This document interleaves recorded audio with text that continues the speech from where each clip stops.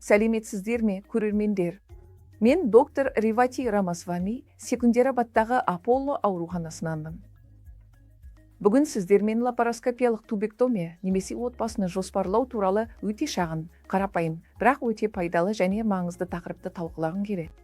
Көптеген әйелдердің тубектомия жасатуға қымсынатынын, оны жылдар бойы кейінге қалдырып, ақыры жоспарланбаған жүктілікпен маған келетінін жиі көремін. Сондықтан мен сіздермен бұл процедураның қалай өтетінін және қашан жасалатынын бөліскім келеді.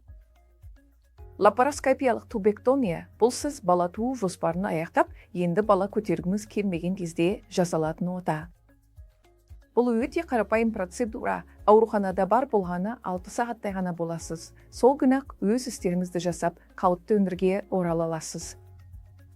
Мысалы, егер сіз оны жұма күні жасатсаңыз, дүйсенбіде қайтадан жұмысқа шыға аласыз.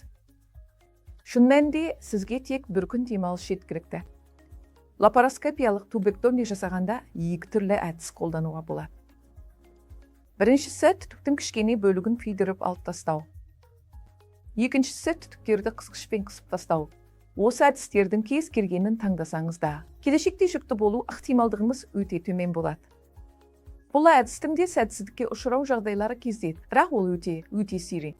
Егер сіз бала туу жоспарыңызды аяқтаған болсаңыз, жүктіліктің алдын алудың ең қауіпсіз әрі тиімді әдістерінің бірі ретінде осы процедураны жасауды ұсынамыз.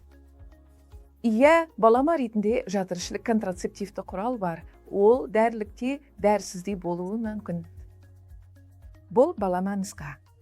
Алайда хирургиялық әдісті таңдағандар үшін бұл ең қарапайым әрі қауіпсіз тәсілдердің бірі. Әрі ол сіздің жұмысыңыздан, не отбасыңыздан көп уақытыңызды алмайды. Рахмет, достар.